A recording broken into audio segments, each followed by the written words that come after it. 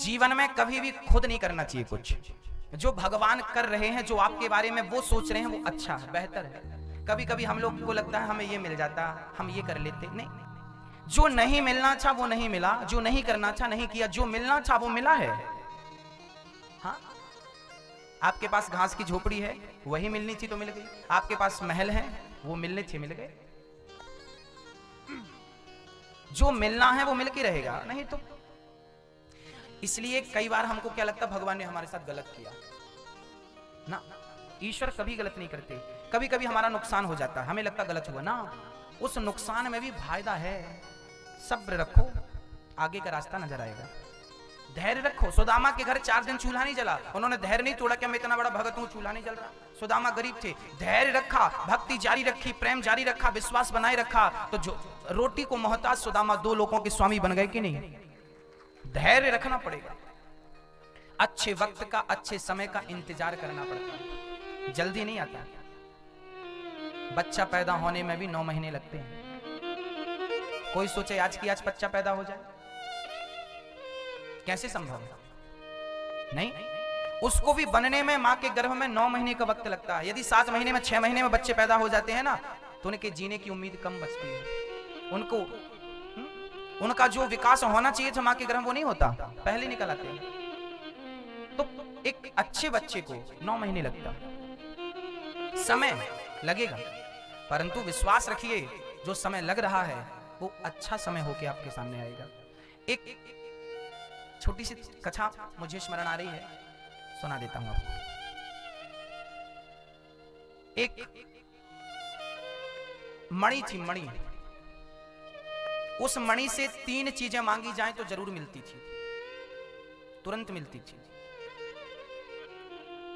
एक सज्जन वो मणि लेके जा रहे थे तो पानी बरसने लगा, तूफान आ गया। उनको लगा कि आज हमें यहीं कहीं विश्राम करना चाहिए। एक घर नजर आया, वो घर पे विश्राम करने लगे। वहां पे पति पत्नी रहा करते थे। तो पत्नी की नजर पड़ी, भाई ये क्या रखा है आपके पास? उन्होंने कहा ये मणि है। क्या है?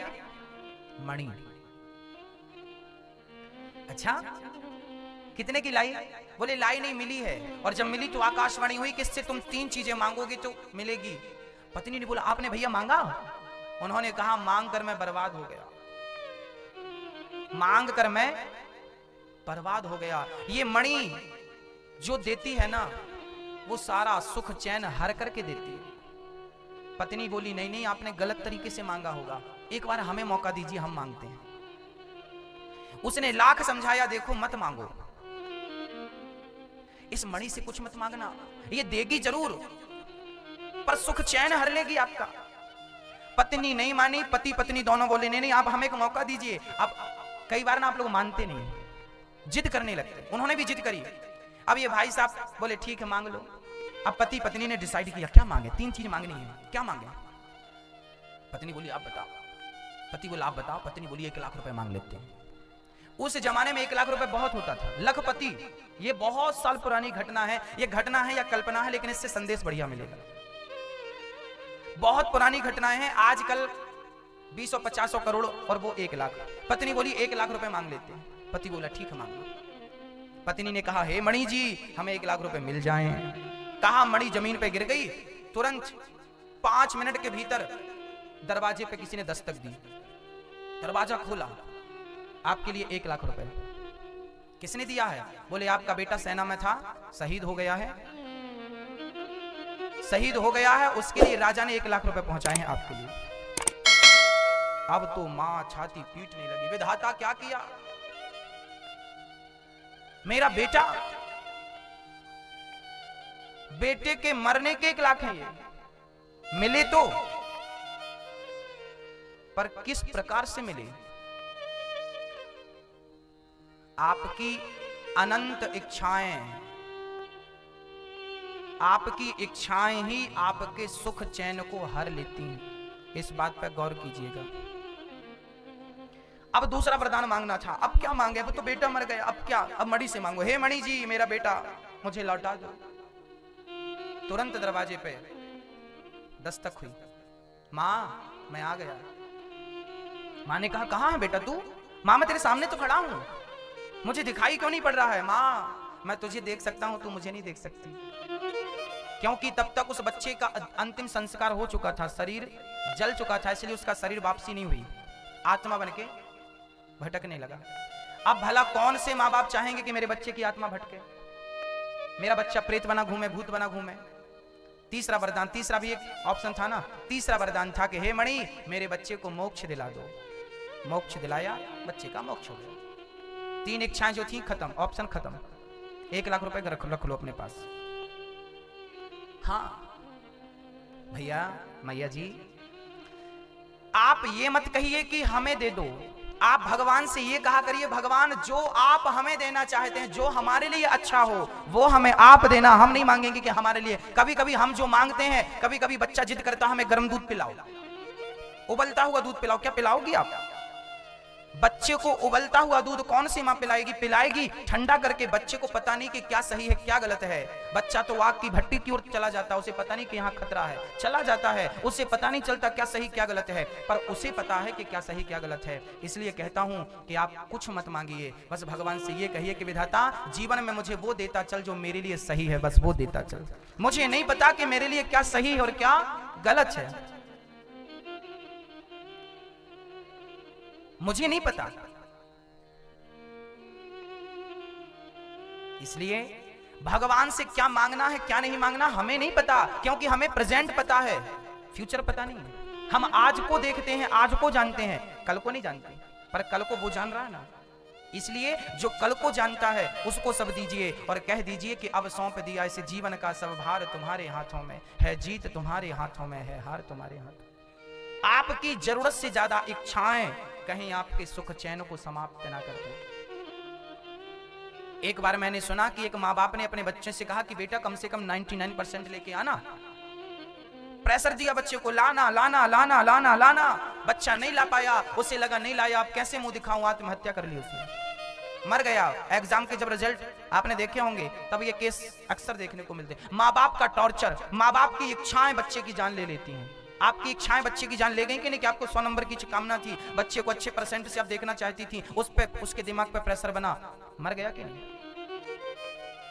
आपकी इच्छाएं, कभी ये मत कहिए कि हमें ये चाहिए। हाँ, कर्मण्येवाधिकारस्ते गीता कहती, अच्छा कर्म करते जाओ, अच्छी परवरिश देते जाओ, अच्छी शिक्षा देते जाओ, अच्छे संस्कार देते जाओ, फल भगवान पे छोड़ते जाओ, वो जो करेगा बढ़िया करेगा आपके लिए। अपनी जिद त्याग दीजिए। कभी कभी आपकी जिद के कारण आपका सर्वनाश हो जाता है, कभी कभी आपकी जिद के कारण आपके घर पे आग लग जाती है। मत करिए जिद, वो अच्छी नहीं है आपके लिए, आपके स्वास्थ्य के लिए, आपके परिवार के लिए, फिर भी कर रहे हैं। यदि मिलेगा, मेरी 5 किलो वजन उठाने की क्षमता है, 10 किलो लाद देंगे तो मर नहीं जाऊंगा। आपके भाग्य में जितना था मिल गया, उससे ज्यादा इच्छाएं कर रहे हो आप तो वो नुकसान देंगे। संतोष नाम की कोई चीज है कि नहीं? जब आवे संतोष धन सब धन धूरी समान। जो विधाता ने दिया बढ़िया है, मुझे मजदूर बनाया ना, शायद मैं इसी के लिए पैदा हुआ हूं, ठीक है। ईश्वर की मर्जी में समझौता क्यों नहीं कर लेते? मैं मजदूरी करता हूं, ठीक है भाई, मैं मजदूर हूं, खुश रहो ना अपनी लाइफ में। मैं डॉक्टर हूं, ठीक है, खुश रहो। इंजीनियर हूं, हाँ हाँ खुश रहो। मैं सड़क साफ करता हूं, मैं झाड़ू लगाता हूं, मैं झाड़ू लगाने वाला नगर पालिका की मेंबर हूं, मैं सवेरे से झाड़ू लगाती हूं, कोई बात नहीं ना। आपको इसीलिए ईश्वर ने भेजा है, जाओ कर्म करो अपना, यही तुम्हारा कर्म है।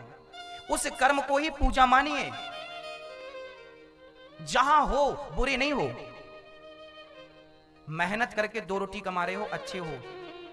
पाप करके चोरी करके करोड़ों कमाने वालों से आप अच्छे हो कि झाड़ू लगा रहे हो? कम से कम खून पसीने का तो खा रहे हो, मेहनत का तो खा रहे हो। ईश्वर ने जो दिया है आपको, फटी साड़ी दी है उसमें खुश रहो, 100 रुपए की साड़ी पहनने लायक हो ना उसमें खुश रहो, क्योंकि खुशी 1000 की साड़ी पहनने से नहीं मिलती।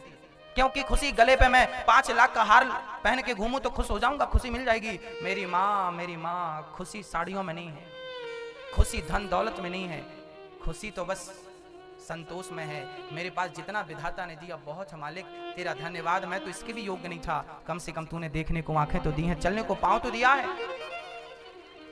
अरे उन लोगों से पूछो जो लोग अंधे हैं, आप तो फिर भी देख रहे हो ना। उन लोगों से पूछो जो पांव की चप्पल हाथ में पहन के चलते हैं, कई लोगों को आपने देखा होगा पोलियो ग्रसित, भगवान करे बीमारी किसी को ना हो, पर आपने कई बार मैंने देखा है कई लोग हाथ पे चप्पल पहन के चलते हैं, घिसट जो चप्पल पांव की होती है उसे हाथ पे पहन रहे हैं। उन लोगों से आप भले होके नहीं, फिर भी शिकायत है कि विधाता तूने ये, विधाता तुम्हें वैसा बना देता तो क्या कर लेते। जो दिया है ना उसका संतोष नहीं है, उसका शुक्रिया अदा धन्यवाद नहीं है, बस शिकायतें हैं। शिकायतों में जिंदगी अच्छी नहीं होती मेरी माँ। मैं तो कहता हूँ शिकायत कभी नहीं होनी चाहिए, ना भगवान से, ना पति से, ना पत्नी से। यदि पति तुम्हें गाली देता है और गाल में थप्पड़ मारता है तो समझ लेना कि ये तुम्हारे पापों का ही फल मिल रहा है। किसको दोष दें हम? हमने कोई पाप किया होगा किसी जन्म में जिसका परिणाम हमें मिल रहा? पति मार रहा, किसी की पत्नी मारती है उसको पति को, तो तू रोया मत कर, ये तेरे पापों का फल है। कभी किया होगा गलत, उसका आज मिल रहा, क्यों रोता है? किसी का बेटा मारता है तो मत रोइए ना, किया होगा अपने गलतियां। ये बात मैं नहीं कहता, शास्त्र कहते हैं को ना काहू को सुख दुख कर दाता, निज कृत कर्म भोग सब भ्राता। जो व्यक्ति दुख भोगता है वो अपने ही कर्मों से भोगता है, और जो सुख भोगता है वो भी अपने ही कर्मों से भोगता है। अच्छा बुरा आप ही बनाते हैं अपने जीवन में, हानि लाभ आप ही बनाते हैं अपने जीवन में। कोई किसी को नहीं देता, ना हानि ना लाभ ना सुख ना दुख, ये सब अपने कर्मों का फल है। ये सच्चाई कड़वी है पर मानो ना मानो आपकी मर्जी। जो मिलता है हमें अच्छा या बुरा सब हमारा ही अपना है किया धरा। अच्छा किया था तो अच्छा मिल रहा, बुरा करेंगे। जो बोया था वही ना काटोगे, पेड़ बोई बबूल का तो आम कहां से आए। जैसी करनी वैसी भरनी, आज की अकल पाएगा। जहां हो यदि तुम बीमार हो तो भी भगवान का धन्यवाद दो कि विधाता लोगों को कितनी सारी बीमारियां होती हैं, तूने मेरी बड़ी बीमारी इतनी में टाल दी, तेरा धन्यवाद। तूने जो दिया उसका शुक्रिया अदा करो। बढ़िया है विधाता, बहुत बढ़िया, जो मिल रहा बढ़िया। शिकायत करने से क्या होगा? रोइए, फिर बैठ के किनारे रोइए। पूरी जिंदगी जा रही है रोते रोते, किस लिए पैदा भाई वो ये भी समझ में नहीं आया, बस रोते रोते मर जाओ, ये जिंदगी है। शिकायत करते रहो पति अच्छा नहीं, पत्नी अच्छी नहीं। बेटा अरे कभी तो कहो कि अच्छा है, भले कोई अच्छा ना हो, मन को अच्छा रखो, सब अच्छा है, मन तो अच्छा हो। और शिकायतें कभी मिटेंगी नहीं। जिनकी सोने की लंका थी उनकी शिकायतें नहीं मिटी, तो तुम्हारे घर मिट्टी के शिकायतें नहीं मिटने वाली। श्री नारद जी महाराज ने कहा, महाराज मैं दासी पुत्र था, मेरी मां बर्तन धुलती थी घर घर,